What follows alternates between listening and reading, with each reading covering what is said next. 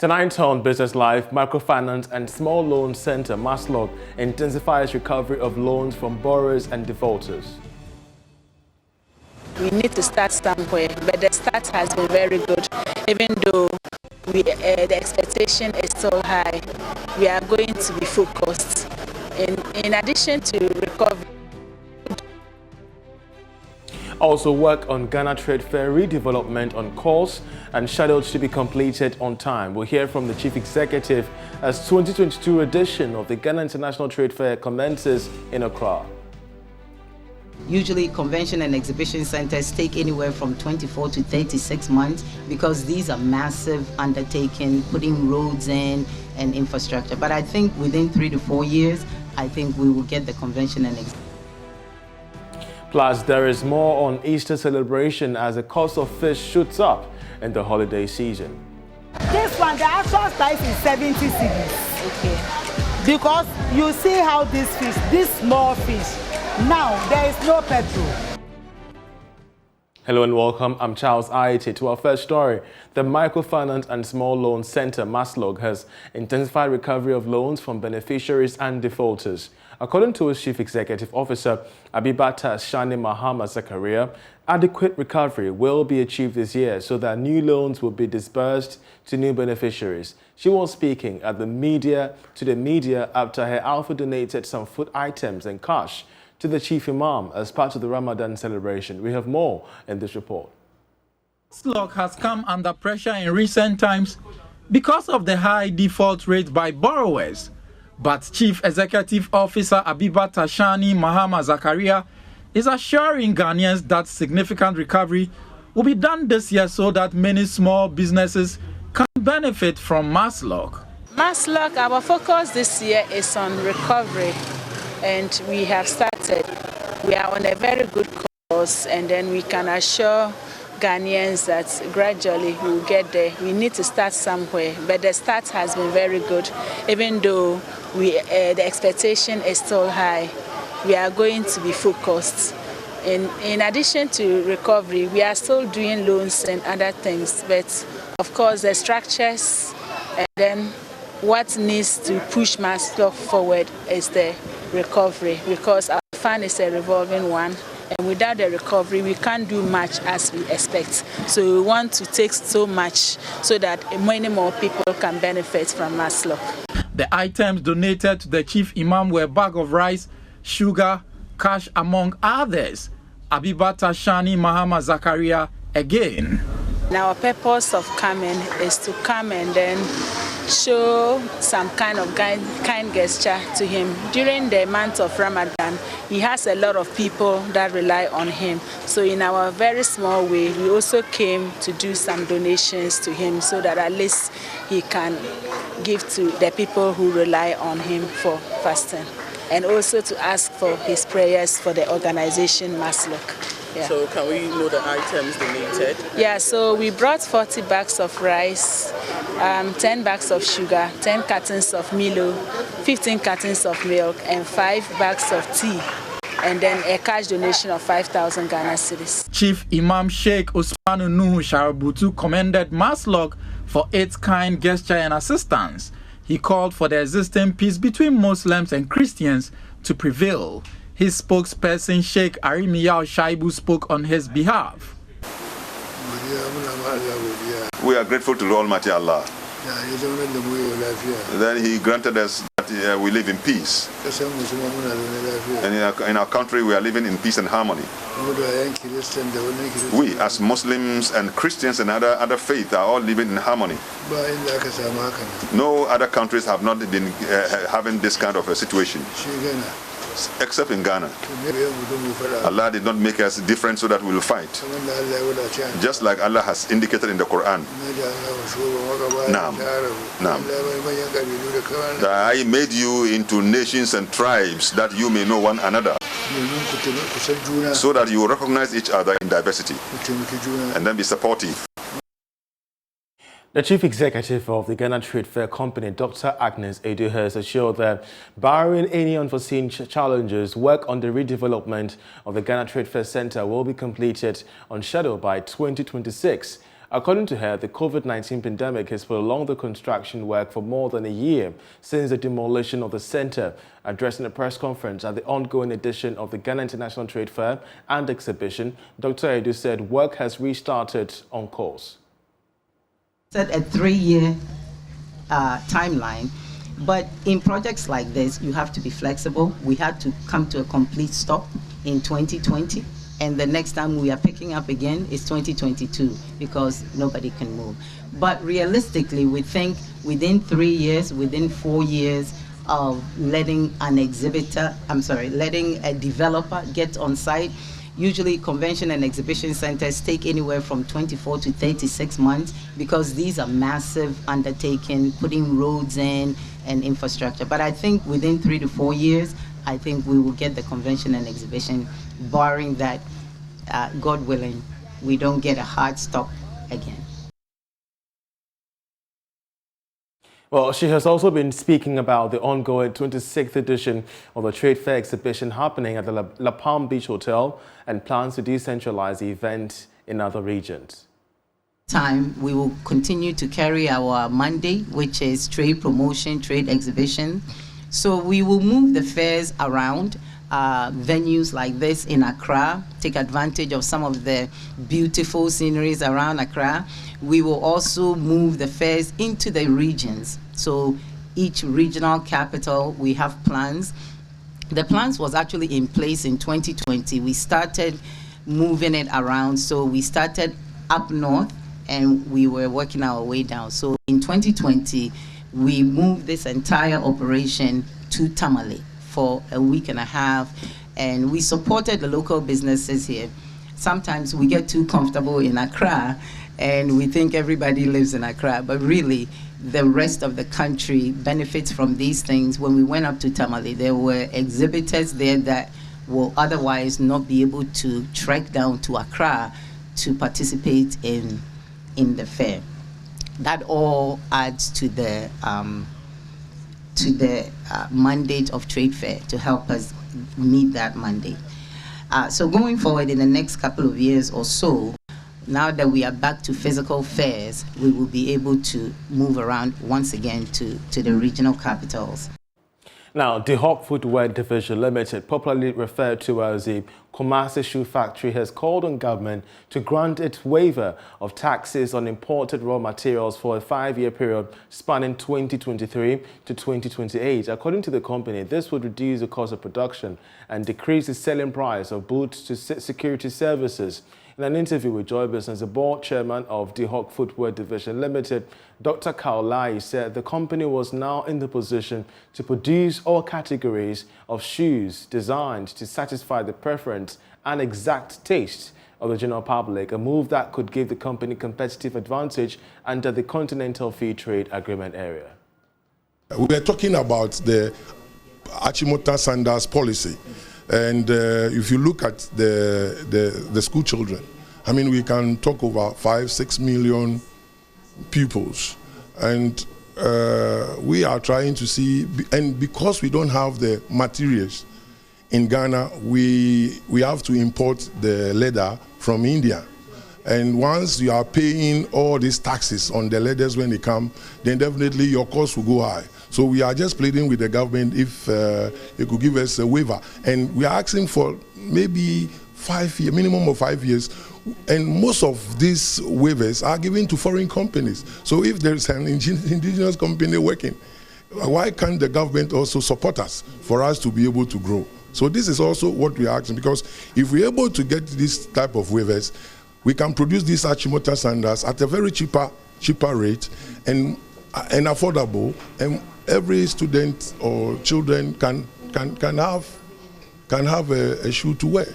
With regards to the Continental Free Trade Agreement, it provides a level playing field for players like yourself. How are you readying yourself for advantage? Thank you so much. We've made contact with them.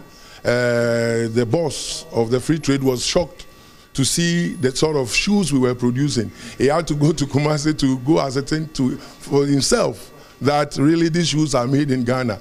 Later we gave him some to wear also so that he can come and tell us, because we are giving 2 years warranty, so that he will know that. And so we are making the necessary efforts and it's helping us to make sure that we sell into the African market because they are very good. How? As of now, we haven't started with them, but we have to start with the sub-region. So we are targeting our neighbors in the West African sub-region.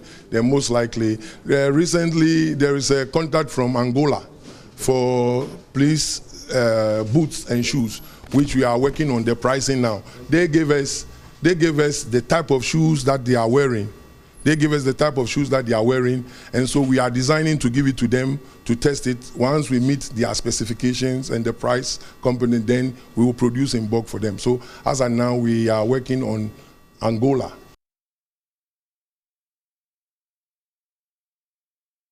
Now, Dr. Carl Lai, you heard there, the board chairman of the DeHock Footwear Division Limited. You're still watching Business Live. Still to come in the bulletin. Over the years, the buzz ahead of the festive season, especially for Easter, has dwindled. Fishmongers at Kaneshie Market are lamenting about the low patronage of fresh fish this Easter. We have more after this break. Do stay with us. This one, the actual price is 70 cedis. Okay. Because you see how this fish, this small fish, now there is no petrol. Everything has been increased. So when they buy petrol, the fuel is too cost. Now, over the years, the buzz ahead of festive season, especially for Easter, has dwindled. Fishmongers at Kaneshie Market are lamenting about the low patronage of fresh fish this Easter. Emma Davis brings us more in today's edition of Joy Business Shopping List. Take a look. What is a festive season without some protein? I'm trying to get fish at the Kaneshie Fish Market. I'm also here to find out the prices of the types of fishes they have here. This fish, it used to be previously 20 it used to be 20 cedis, but now we are selling it more than 50 cedis, just because everything has gone high. So what's the actual price now? This one, the actual price is 70 cedis. Okay. Because you see how this fish, this small fish, now there is no petrol. Everything has been increased. So when they buy petrol, the fuel is too cost. Previously, when you come at this time of Easter Thursday, you see many people buying, going to convention. But look at us now. The small one, this one previously is 5 cedis. Now it's 10 cedis. For the four. And this one? It's 20 cedis. It used to be 10 cedis. Sister Baumia, when they are coming, Baumia told us he is coming to catch the dollar for everything to be moderate for us. But now we see that Baumia have given the dollar wings. So the dollar is flying. Please, how much is your fish? The tilapia? 80 cedis. Take it 70. Is it for one? For 3. Before, how much did you used to sell it? 50 Ghana. This one 4 for 25 cedis. How about the medium ones there? 4 for 50 cedis. And this one is 3 for 20 cedis. Please, how much is your cassava fish? One is 12, I'll give it to 10 cedis. And then this one? This one is 30. The 3, I can give it to 70 Ghana. And then? This one is 40, I can give it to 30. This one, all is 1, 2. And then the big ones? The 200. Wow. What fish is this? Amma. Amman. How much is it? One is 15, but I can give you the 2, 20 Ghana. And then your the salmon. Yeah. 10 cedis for 1, 2 for 15. The way we buy the fish now is very cost. Okay. We can't sell it because when you are selling it, then you are calculating it whether it's coming up or losing. Now we are losing, so we are begging the state that we should talk to the union or the people who bring the fish. They should do something about it for us. At the Kaneshie Market, you can get a fish for as low as 10 cedis and as high as 100 cedis, depending on the size of fish or the quantity of fish you want to buy. However, the women are complaining about the increase in fish prices due to the rise in dollar and an increase in the fuel prices. They are saying people are not purchasing during this Easter season. Reporting from Kaneshie Market, my name is Emma Davis. Traders at Carnation Market feeling the pinch of inflation there this Easter. Away from that, the Tourism Authorities has reiterated its commitment to supporting and collaborating with private organizations to grow the tourism sector. The authority made the pledge during the launch of Hands Across Africa Festival and Expo by the They Often Cry Outreach Foundation. Speaking at the launch, the Chief Executive of the Ghana Tourism Authority, Ayitey, lauded the foundation for starting the festival in Ghana. The Often Cry Outreach Toku Foundation launched the Hands Across Africa Festival and Expo and the Toku Youth Tournament in Ghana. Chief Executive of the Ghana Tourism Authority, Ayitey, called for more collaboration with private entities to promote Ghana's tourism sector across the world. Partnership with Toku is similar to several that we have with event organizers. As you know, every year we open up, we ask for collaborations, we ask for people who have ideas that they need endorsement for to come up and let's see how we can work together. Because tourism and visitations is moved away from just sightseeing for people coming to interact and have a feel of our culture, entertainment, and the way we do our things. So this is a laudable idea, bringing reggae music, not just to Ghana, but as a cross-continental platform. We believe that it's going to help us sell Ghana to the rest of the world, especially in Africa, as the caravan moves around. The founder of Toku Foundation, Taj Wakes, announced that the winners of the tournament will gain scholarship to various international universities. The target audience is school children between the ages of 16 and 18, I would assume. Though, it's not predominantly for them, because what we want to do is build on it so the younger children will come as well and we can create little setup so they can keep coming. But the festival is for 3 months. It starts July the 2nd in Ghana and ends on September 24th in Namibia. One of the partners, Yoks Investments Limited, explained that their mandate is to drive tourism in Ghana, hence the collaboration with Toku Foundation.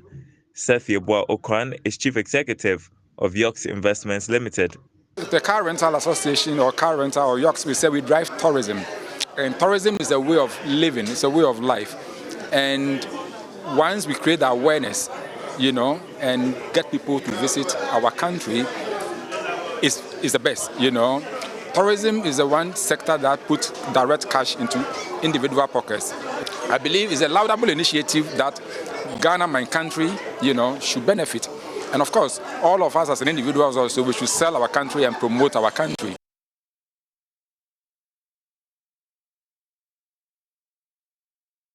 We'll still stay with the Tourism Authority because its Chief Executive, Ayitey, has hinted that the paragliding activity marked annually at the Odianuma Mountains will soon be an all-year-round event. We have more in this report ahead of the Paragliding Festival as part of this year's Easter festivity. Ghana Paragliding Festival is an annual event held during Easter. Seasoned pilots from around the world are invited to fly hundreds of people during the 3 to 4 day event at Odianuma Mountains in Kwewu Etibie. The event has over the years flown thousands of people and given them memorable experiences. But speaking at the official launch of the 2022 paragliding festivity, the Chief Executive Officer of the Ghana Tourism Authority, Ayitey, noted that the activity will be held all year round to promote the sector. I believe that from today through to Monday, all the security and necessary health protocols will be duly observed. We know the benefits that this festival brings to the region and also to the Kwewu area. And so I don't want to belabor the point, but I want to urge all the operators in the value chain, the food vendors, the hoteliers, the entertainment centers, those who are going to organize concerts, let us all put our best foot forward. Our intention is not to make this a yearly ritual. We've engaged with the pilots to see how we can make this an all-year-round activity. And so in the next few weeks, we'll be making further announcements on that. The Deputy Minister of Tourism and Creative Arts, Mark Okreku-Mante, said major activities have been put in place to attract festive revelers. He charged patrons, especially the youth, to take the opportunity to network. The Ministry of Tourism, Arts and Culture has a target of 2.3 billion USD for 2022. Activities like this will play a major role in achieving this target. Every Ghanaian today, I will urge you all to support tourism, because tourism is only a marketing product, but the beneficiaries are all of us. And so we should have an interest, whether you work at a hotel, a taxi driver, you cook, everything, because when the tourist comes in, everybody has a chance of benefiting. And that is how we are pushing to make tourism the #1 contributor to the GDP of Ghana. However, the Municipal Chief Executive of Kowu South Municipality, Emmanuel Ofori-Atta Sr., expressed joy of the coming back of the paragliding festivity after the break.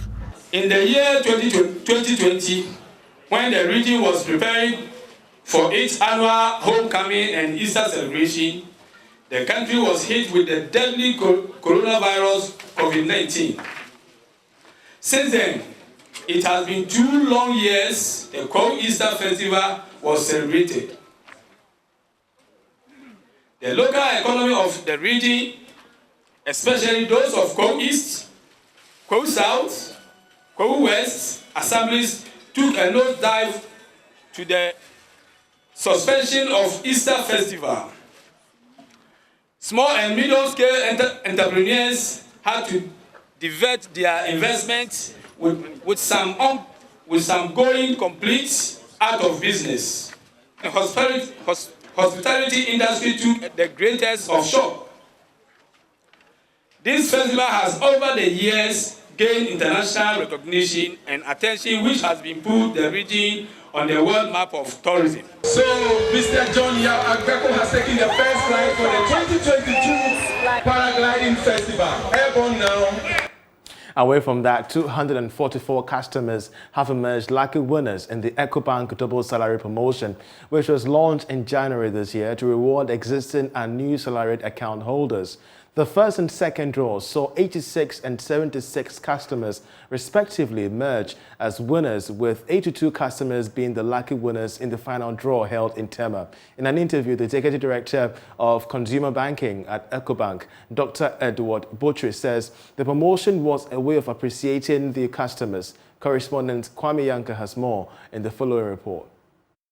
In January this year, Ecobank Ghana launched the 3-month double salary promo to reward existing and new salaried account holders to enhance customer satisfaction experience. Prior to the third and final draw in Tema, Ecobank Ghana, under the supervision of the National Lottery Authority (NLA), held 2 separate draws where 86 and 76 customers respectively emerged as winners. As done in earlier ones, NLA obtains and validates data of customers and runs the necessary process before genuine winners could emerge.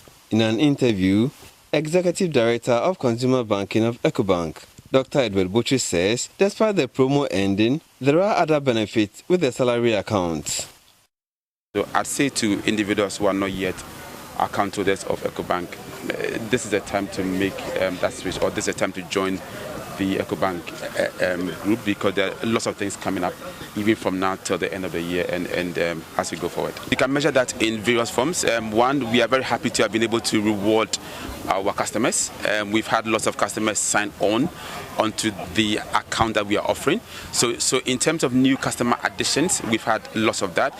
We've also had customers who've come back to activate the account that were dormant. We've also had people that, yes, the account were active, but we've not rewarded them in any meaningful way. So really, this was a way to say thank you to that customer base. Meanwhile, Dr. Edward Butcher says there are more exciting products for existing and potential customers before the year ends. This will not be the end of the product. The account is still available all the time to individuals who want to open an account with us. So really, is not the end. In terms of the promotion, however, this is the last of the promo for this particular series. But as we always say in Ecobank, I mean, we always come up with new things. So I'm sure the next time we will be talking about something else. But you can trust that there'll be new activities that we'll always come up with. Some anxious customers of the bank were present to witness the final draw. At this juncture, we now bring you funded best ways by which you could pitch your business ideas to prospective investors.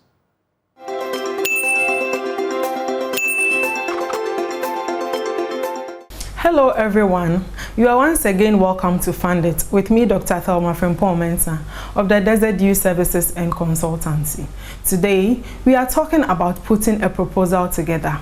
In our previous session, we talked about building a strong brand online. Once you have built the brand online, it means that you are ready to take off, and so it is time to put a proposal together. In doing that, make sure that you put in only the important ones that are catchy enough. Remember that funders receive a lot of proposals, and so whatever goes into your proposal is very, very important. As much as you can, cut out the excesses, put in the important points, and make sure that your executive summary especially is on point. If you can do it yourself, well enough. If you cannot do it yourself, get a professional to work it out for you. Remember that your proposal is what speaks for you the most, even before you are called upon to do a presentation. And so make sure that your proposal is on point, it is catchy enough, and it is enough to attract the view and the funding of the people you want to invest in your business. Thank you for your time. See you in the next session.